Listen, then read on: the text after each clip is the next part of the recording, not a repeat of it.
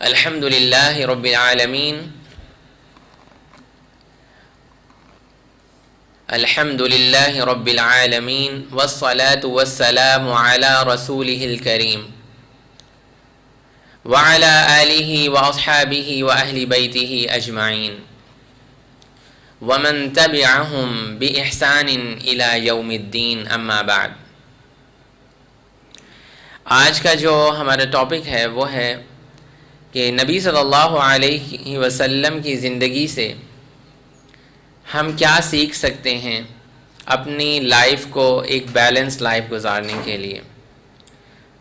Work اور life کا balance ایک بہت ہی امپورٹنٹ موضوع بنا ہوا ہے سوشل میڈیا پہ آج کل۔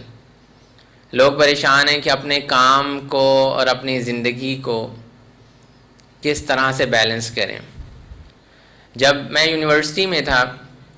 تب ایک ہارورڈ بزنس اسکول کا ایک ریویو آیا تھا جس میں 2014 کا ہے، جس میں جو دنیا کے بہت بڑے بڑے ایگزیکٹوز تھے، سی ای اوز تھے، انہوں نے یہ کہا تھا کہ دس از آلموسٹ امپاسبل، یہ چیز ناممکن ہے، یہ ایک میتھ ہے، یہ ایک افسانہ ہے کہ ورک اور لائف کو بیلنس کیا جا سکے۔ تو کیونکہ جب وہ لوگ ورک پہ بہت زیادہ فوکس کرتے ہیں، اسپیشلی ایگزیکٹو یا بڑی پوسٹ کے جو لوگ ہیں، تو لائف ان کی ڈسٹرب ہو جاتی ہے، بہت میزریبل لائف ہو جاتی ہے۔ اور جو لوگ اپنی لائف پہ بہت فوکس کرتے ہیں وہ پھر دنیا میں کوئی بڑے کام نہیں کر پاتے۔ لیکن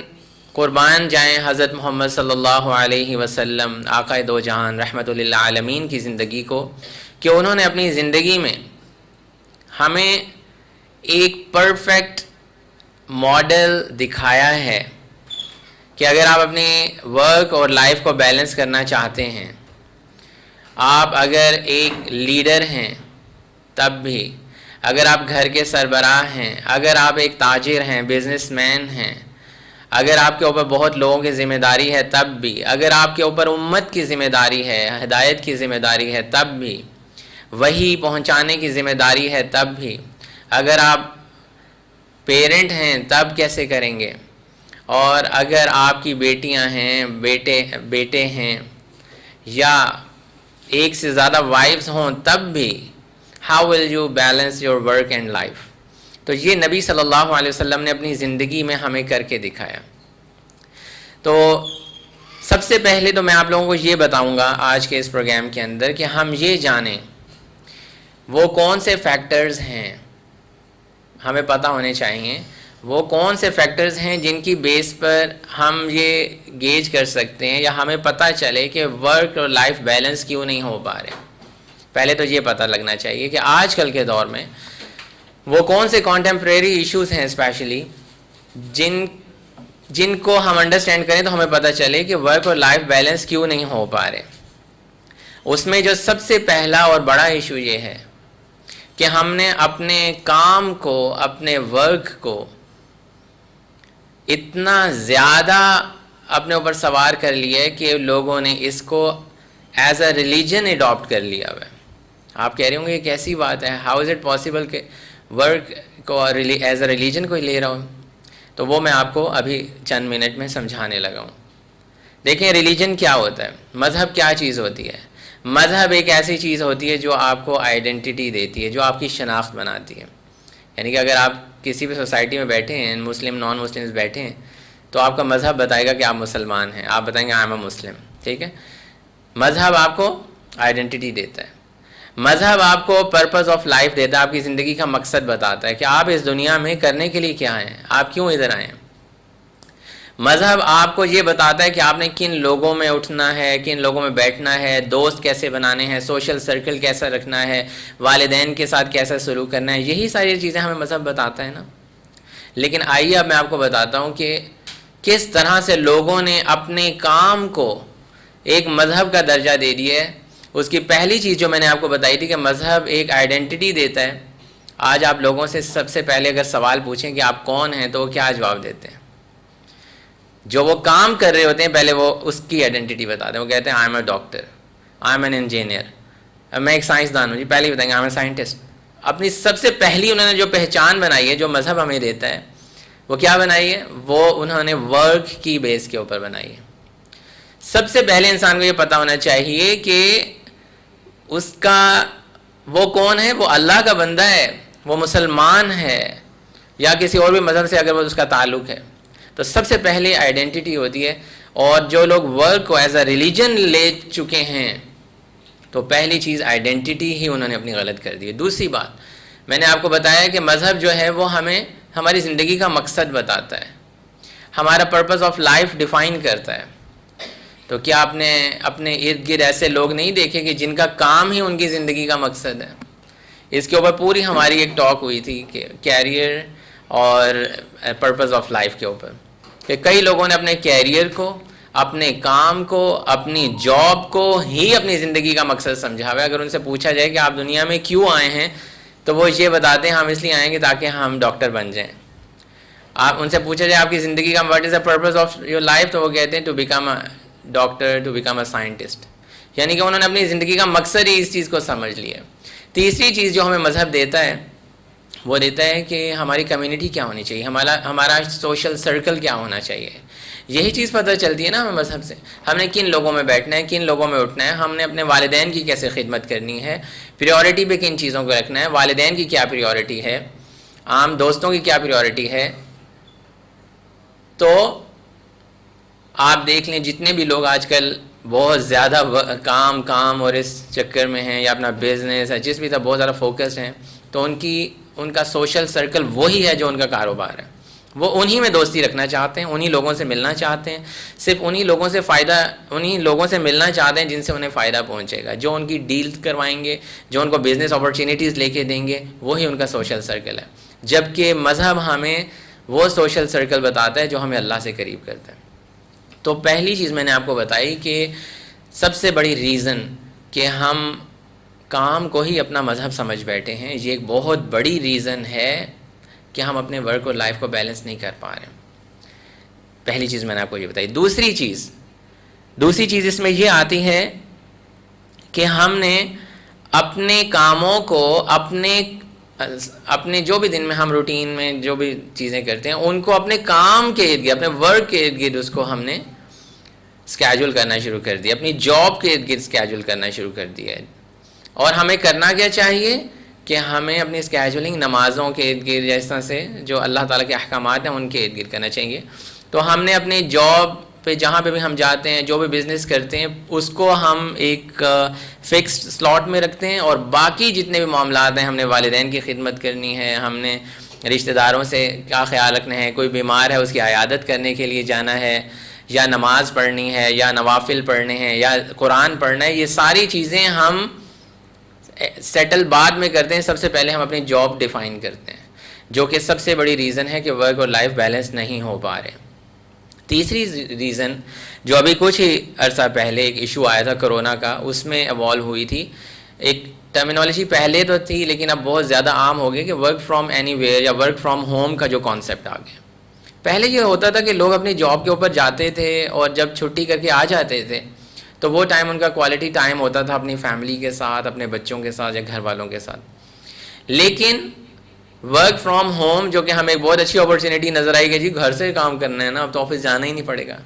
اس نے ہمیں اور زیادہ اس جال کے اندر پھنسا لیا کہ ہم رات کے 2 بجے بھی 3 بجے بھی اپنے باس کے میسج کا انتظار کر رہے ہوتے ہیں کہ اس کو ہم نے جواب دینا ہے. ہم نے ہر وقت اپنی پرفارمنس شو کرنی ہے. پہلے تو 9 to 5 پرفارمنس شو کرنی پڑتی تھی اپنے باس کے سامنے، لیکن اب لوگوں کو ہر وقت زیادہ ایکسٹرا آورز کام کرنا پڑتا ہے صرف شو کرنے کے لیے کہ میں آن ہوں، میرا لیپ ٹاپ آن ہے، میں کام کر رہا ہوں اور میں بہت محنت سے کام کر رہا ہوں. ایکسٹرا میسیجز دیکھنے پڑتے ہیں اور بھیجنے پڑتے ہیں، ایون کہ رات کے 3 بجے لوگ کوآرڈینیشن کر رہے ہوتے ہیں. تو وہ جو ایک کانسیپٹ تھا کہ کام لوگ کر کے آ جاتے تھے، جیسے کھیتی باڑی کی یا بزنس کیا یا کوئی جاب کی، اور 5 بجے 4 بجے واپس آ گئے اور پھر اس کے بعد گھر والوں کے ساتھ وقت گزرتا تھا. اب وہ چیز ختم ہو گئی اور ہر وقت انسان کام پہ ہے. یہ جو ورک فرام ہے اس کی لائف ہی ورک بن گئی ہے. ٹھیک ہے، تو ورک اور لائف کا بیلنس میں یہ 3 بہت بڑے ایشوز جو ہیں جس وجہ سے ورک اور لائف بیلنس نہیں ہو رہی. اب ہم نے ایکچولی دیکھنا یہ ہے کہ وہ کون سے پرنسپلز تھے جن کی بیس پہ نبی صلی اللہ علیہ وسلم نے اپنی لائف کو ایک بیلنسڈ لائف گزار کے دکھایا ہمیں، اور پریکٹیکلی اس کو کر کے سب کچھ دکھایا. کہ وہ ایک لیڈر بھی تھے، وہ نمازیں بھی پڑھتے تھے، وہ ایز پیرنٹ بھی تھے، وہ اپنے چچا، انکل، ماموں، دادا سب کا خیال بھی رکھتے تھے اور نیبرز کا بھی خیال رکھتے تھے، اپنے فرینڈز کے ساتھ، کمپینینز کے ساتھ بھی بیٹھتے تھے، وہ جنگوں کی تیاریاں بھی کیا کرتے تھے، وہ پڑھنے پڑھانے کا انتظام بھی لوگوں کے کرتے تھے، وحی کو پہنچانے کی ذمہ داری بھی کرتے تھے۔ ان کے اوپر اتنی زیادہ ذمہ داریاں، اور کیسے انہوں نے سب کچھ بیلنس کیا؟ تو اس کا جو پہلا پرنسپل جو نبی صلی اللہ علیہ وسلم نے ہمیں سکھایا وہ یہ ہے کہ انسان اپنے آپ کو اللہ کا بندہ بنائے۔ اس کی پہلی رسپانسبلٹی جو اس دنیا میں آنے کی ہے وہ یہ ہے کہ ہی is an Abdul, slave of اللہ، وہ اللہ کا غلام ہے، اللہ کا سلیو ہے۔ یہ پہلی چیز اگر وہ سب سے بنیادی چیز سمجھے گا تو اس کے کاموں کے اندر آسانیاں اور اس کی چیزیں بیلنس ہونا شروع ہو جائیں گی۔ سب سے پہلی چیز وہ یہ انڈرسٹینڈ کرے گا کہ میرا اٹھنا اللہ کی مرضی کے مطابق ہونا چاہیے، میرا سونا اللہ کی مرضی کے مطابق ہونا چاہیے، کس وقت سونا ہے، کس وقت اٹھنا ہے، کن دوستوں سے ملنا ہے، کس کمیونٹی میں رہنا ہے۔ دیکھیں نا، 3 چیزیں میں نے آپ کو بتائی تھی، آئیڈینٹی، دوسری چیز میں نے آپ کو پہلی تو چیز یہ بتائی کہ ہمیں مذہب کیا بتا رہا ہے، آئیڈینٹی۔ آپ کی آئیڈینٹی یہ ہونی چاہیے کہ سب سے پہلے آپ مسلمان ہیں، آپ نے اپنا سب کچھ اللہ کے حوالے کر دیا، جو اللہ کہے گا آپ وہ کریں گے، آئیڈینٹی آپ کی صحیح ہونی چاہیے۔ دوسری چیز کیا تھی؟ آپ کی زندگی کا مقصد جو ہے وہ اسی سے ڈیفائن ہوتا ہے، آپ کی زندگی کا مقصد ہی یہ ہے کہ آپ اللہ کی عبادت کریں۔ وما خلقت الجن والانس الا ليعبدون،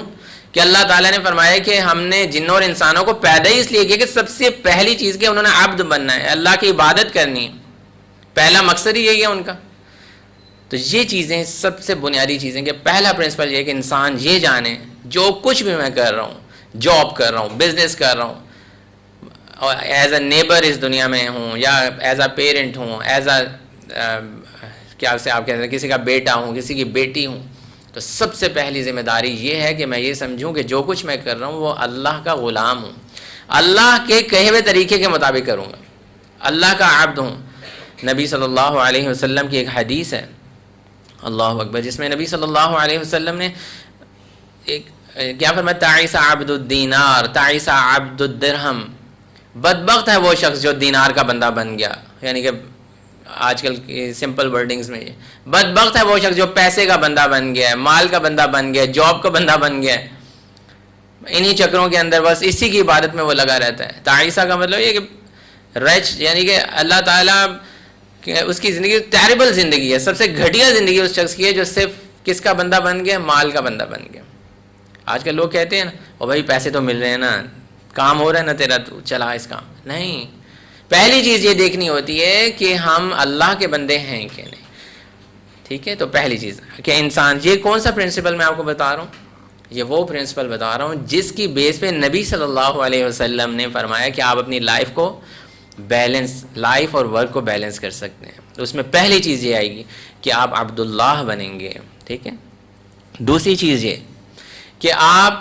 رسپانسبلٹیز اور رائٹس جو اللہ سبحانہ و تعالیٰ نے آپ کی رسپانسبلٹیز رکھی ہیں ان کا خیال رکھیں گے۔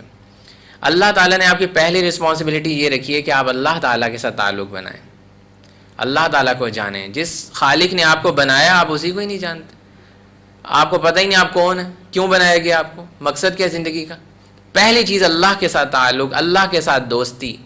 اس ذات کے ساتھ بہت اسٹرانگ کنیکشن جب آپ کا بنے گا تب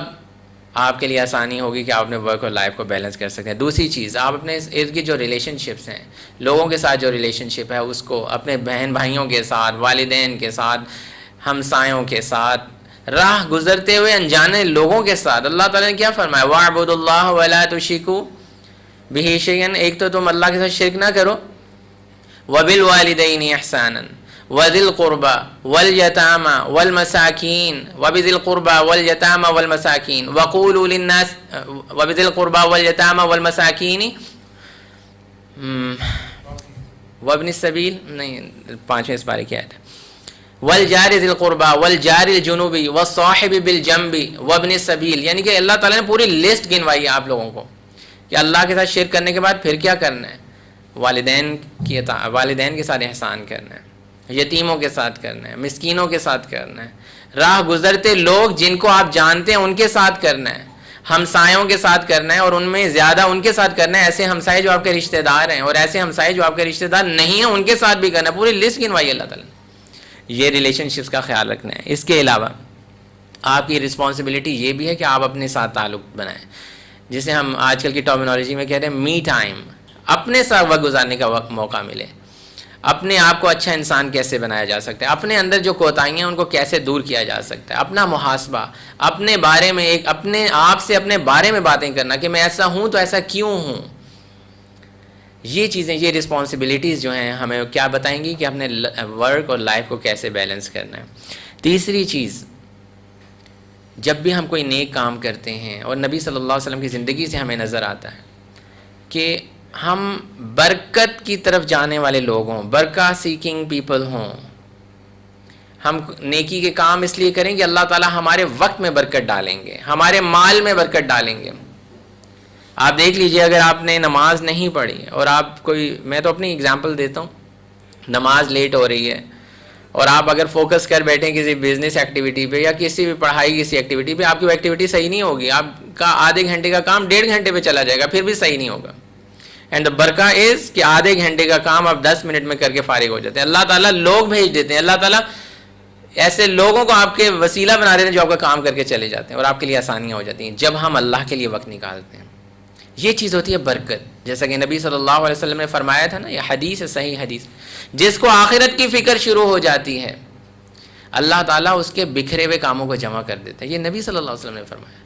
کہ اس کے بکھرے ہوئے کاموں کو اللہ تعالیٰ جمع کر دیتے ہیں جس کو آخرت کی فکر شروع ہو جاتی ہے، اور جو دنیا کے پیچھے بھاگتا ہے اللہ تعالیٰ اس کے مجتمع کاموں کو بھی بکھیر دیتے ہیں،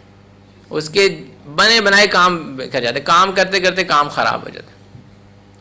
ایک کاریگر ہمارے گھر پہ کام کر رہا تھا، میری اس کے ساتھ یہی کنورسیشن ہوئی کہ وہ کام کر رہا ہے، کام کرتے کرتے کام خراب ہو جا رہا ہے، آگے سے آگے مشکل سے مشکل، وہ کہہ رہے یہ تو میں 5 منٹ میں کر لیتا ہوں، لیکن گھنٹے گزر گئے وہ سیٹ نہیں ہو رہی وہ چیز۔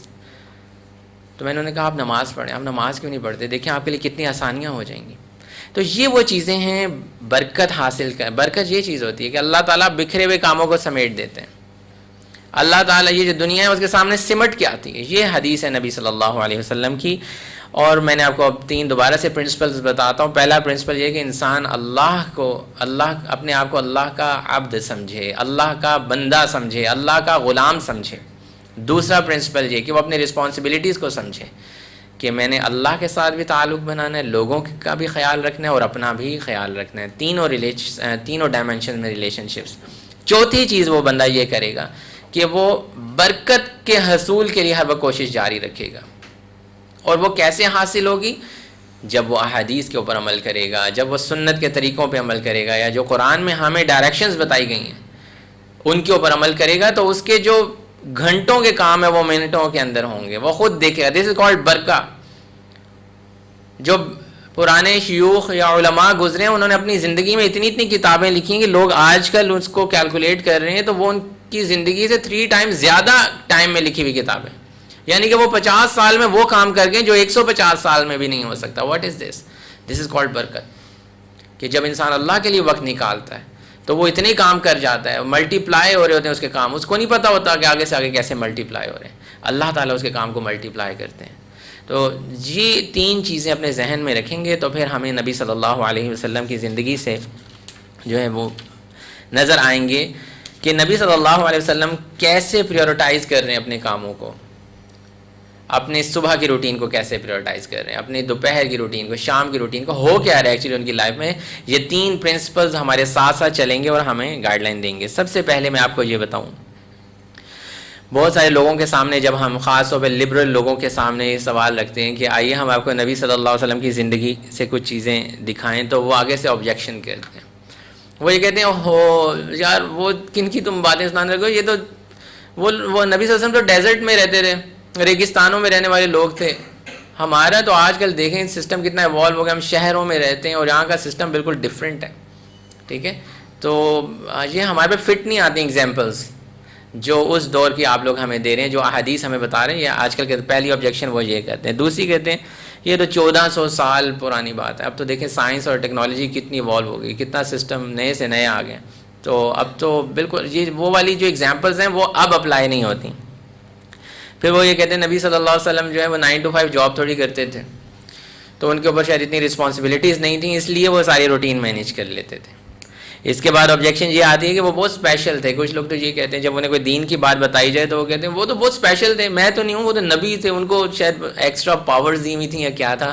جس وجہ سے وہ سب کچھ کر لیتے تھے. اور پھر خواتین یہ کہتی ہیں کہ وہ تو آدمی تھے، he was a main,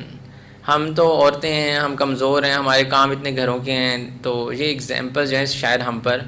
fit نہیں آتی. تو ان ساری باتوں کا جواب اللہ سبحانہ و تعالیٰ نے قرآن مجید میں دیا، اور اللہ سبحانہ و تعالیٰ نے فرمایا اعوذ باللہ من الشیطان الرجیم لقد كان لكم في رسول الله أسوة حسنة لقد كان لكم في رسول الله أسوة حسنة لمن كان يرجو الله واليوم الآخر وذكر الله كثيرا. اللہ سبحانہ و تعالیٰ نے اتنا خوبصورت جواب دیا ہے ہم سب کو. جتنی آبجیکشنز اور جتنے سوالات میں نے آپ کے سامنے اٹھائے اور جو لوگ دیتے ہیں آج کل کے دور میں، کہ تم کوئی بھی ہو، تم کوئی بھی ہو، تم عورت ہو، تم مرد ہو، تم ایک لیڈر ہو، تم ایک کسی بھی پوزیشن میں تم کام کر رہے ہو، تم کسی کے بزنس کے اندر ہیلپ آؤٹ کروا رہے ہو، اپنا بزنس چلا رہے ہو یا کہیں جاب کر رہے ہو، تو یہ یاد رکھو نبی صلی اللہ علیہ وسلم کی زندگی تمہارے لیے اسوۃ حسنہ ہے، ایک best most successful ever model ہے جو ہم تمہارے سامنے پیش کر رہے ہیں. لیکن یہ کن لوگوں کے لیے ہوگا؟ لمن کان یرجو اللہ والیوم الآخر، یہ ان لوگوں کے لیے ہوگا جن کی امیدیں اللہ سے ہیں، جو اپنے ورک اور لائف کو بیلنس کرنا چاہتے ہیں کہ اللہ ہی ہماری مدد فرمائے گا، اور آخرت کی طرف جن کی امیدیں لگی ہوئی ہیں. وَذَكَرَ اللَّهَ كَثِيرًا، اللہ تعالیٰ کو بہت زیادہ یاد کرنے والے جو لوگ ہوں گے اور آخرت کی طرف توجہ رکھنے والے ہوں گے، آخرت کی طرف رجوع کرنے والے ہوں گے، ان لوگوں کے لیے یہ بیسٹ ماڈل ہوگا. ٹھیک ہے، اللہ تعالیٰ دیکھیں ایک طریقہ سمجھاتے ہیں اور پھر اس کے بعد بتا دیں کن لوگوں کے لیے. یہ بہت امپورٹنٹ چیز ہے. اگر ہم نے اپنے آپ کو ان لوگوں میں سے بنایا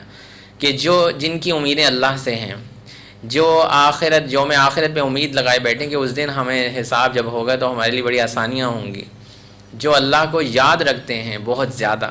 ان کے لیے نبی صلی اللہ علیہ وسلم کی زندگی میں، ان کی روٹین میں آپ کو ایک مکمل پرفیکٹ ماڈل نظر آئے گا. اور اس کو ابھی میں آپ کو بتاؤں گا انشاءاللہ، آپ اس میں دیکھیں گے کہ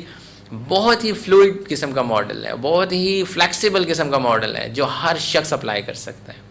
اس میں ایسی کوئی ریجڈ چیز نہیں آئے گی کہ وہ ایسے کر رہے ہیں تو ایسے ہی کر رہے ہیں، کھانے میں یہ چیز کھا رہے ہیں تو ایسے ہی کھا رہے ہیں، ایسا نہیں ہے. تو سب سے پہلے میں آپ کو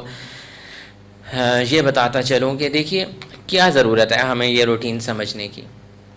آپ میں سے سب لوگ کسی نہ کسی پرسنالٹی کو ایمولیٹ کرتے ہوں گے. ہم لوگوں بچوں کو بھی کوئی پرسنالٹیز پسند ہوتی ہیں،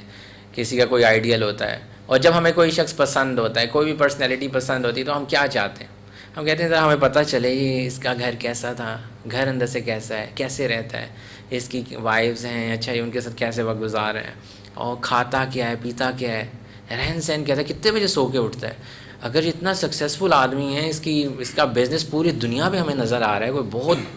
بڑی ملٹی نیشنل کمپنی کا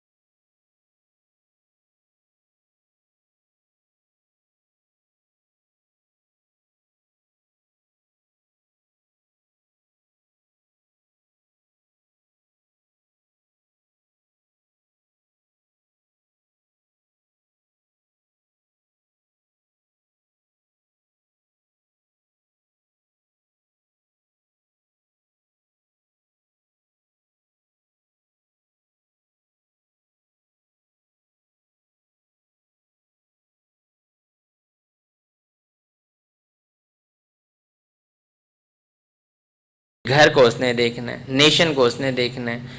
اور جناب لوگوں کے مسائل چھوٹے چھوٹے انہوں نے دیکھنے ہیں، وہی کی ذمہ داری کو انہوں نے سنبھالا ہوا ہے، اللہ کے ساتھ ان کا کنیکشن ہے۔ اتنا شخص بیزی ہے، ان کے پاس اتنے ہی کام ہے کرنے کو، لیکن وہ یہ نہیں کہہ رہے میں بہت بیزی ہوں، میں نیپ نہیں کر سکتا، بھائی میں تو بہت بیزی ہوں، میرے پاس ٹائم ہی نہیں ہوتا نیپ کرنے کا، وہ یہ نہیں کہہ رہے ہیں۔ آگے وہ نیپ لیتے تھے اس وقت۔ اور ہم لوگ چونکہ ہماری زندگیوں میں برکت نہیں ہے نا، وقت میں برکت ہی نہیں ہے، اس وجہ سے کیا ہوتا ہے ہم لوگ بھاگ دوڑ میں نہیں۔ میں اگر کسی شخص سے ہم بات کریں کہ ظہر سے پہلے آپ نے کچھ دن نیپ لینی، تو وہ اس کو حیران کون سی بات سمجھے گا، یہ کیسے ہو سکتا ہے، میں تو بہت بیزی ہوں، وہ کہے گا۔ لیکن نبی صلی اللہ علیہ وسلم سے زیادہ ذمہ داریاں کسی کے اوپر اور بوجھ ان سے زیادہ کسی کے اوپر نہیں تھا۔ اس کے بعد وہ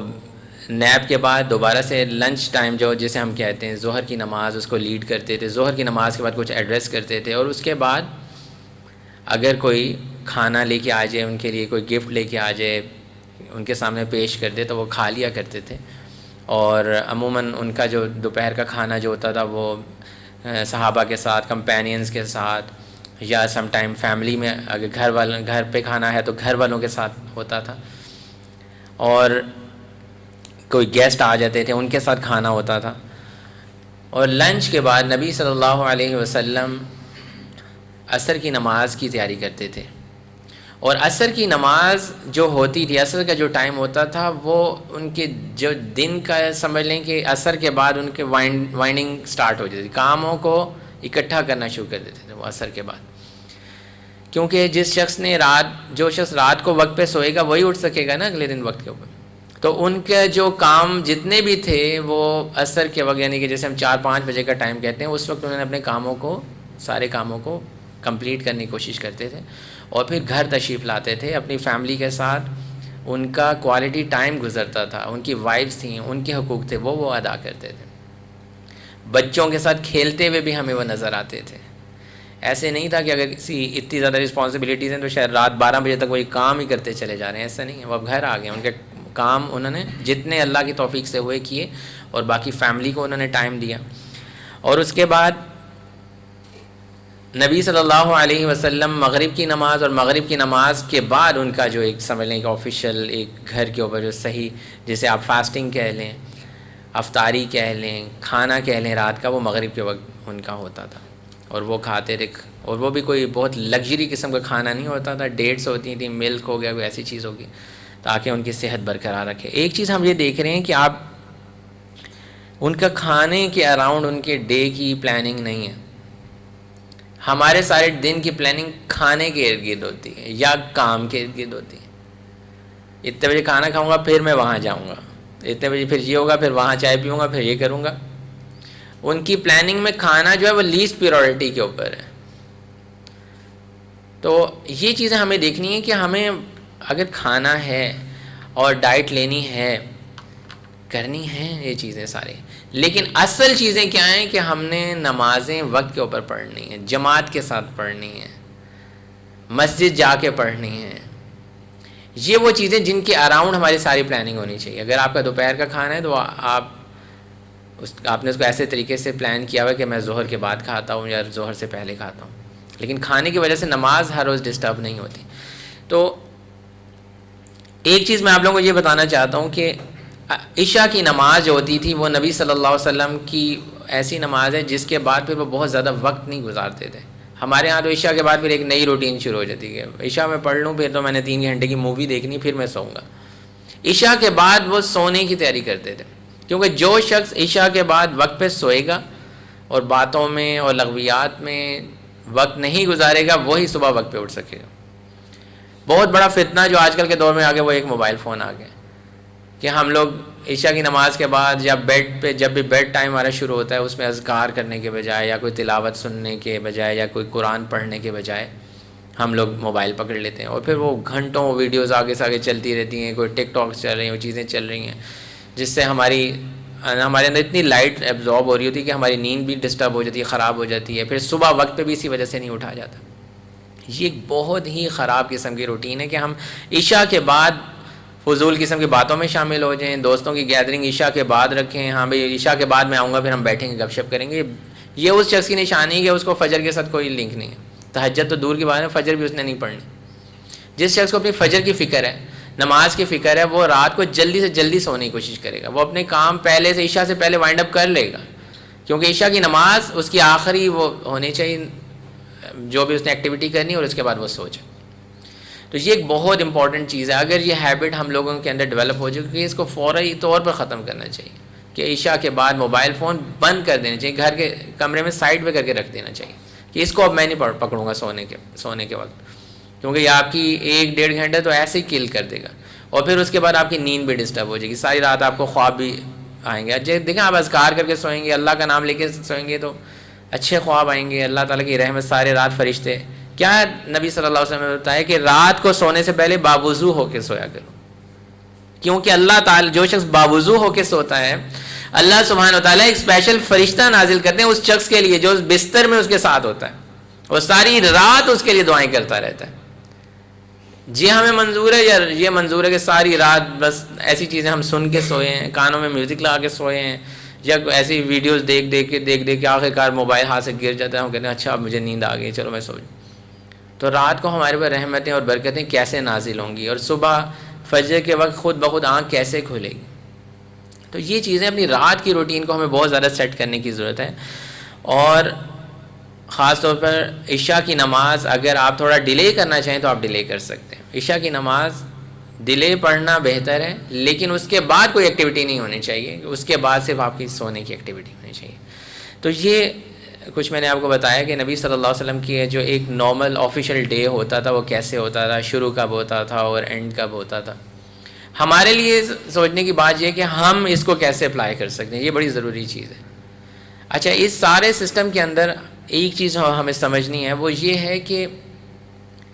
ہمیں یہ انڈرسٹینڈ کرنا ہوتا ہے کہ ہمارے سب سے زیادہ انرجیز دن میں کس وقت ہوتی ہیں ہمارے اندر، اور کس وقت ہم بہت ڈاؤن ہوتے ہیں۔ تو جس وقت ہم ڈاؤن ہوتے ہیں وہ ہمیں دن کے وہ حصے مارک کر لینے چاہیے۔ مثال کے طور پہ میں دوپہر 2 بجے سے 4 بجے تک کچھ ڈاؤن فیل کرتا ہوں، لیکن صبح کے وقت فریش ہوتا ہوں 10 بجے 11 بجے 12 بجے، بہت ہمیں اپنے وہ ٹائمنگز نکالنی ہوتی ہیں، اور جو ہمارا سب سے پیک آورز ہوتے ہیں ان میں ہمیں اپنے کاموں کو جلدی سے جلدی کر لینا چاہیے اور ان کو ڈیلے نہیں کرنا چاہیے، کیونکہ ہم اپنے اصل آورز ویسٹ کر دیتے ہیں اور پھر ڈاؤن ٹائم شروع ہو جاتا ہے، اس وقت ہم سے کوئی بھی کام صحیح طریقے سے نہیں ہوتا، اور اس میں پھر لڑائیاں جھگڑے اور دوسروں کے ساتھ ہمارے بہت کانفلکٹس بھی ہوتے ہیں۔ اور دوسری بات ہے، کسی بھی روٹین گزارنے میں اس چیز کا خیال رکھنا چاہیے کہ جن لوگوں کے ساتھ آپ وہ روٹین گزار رہے ہیں ان کے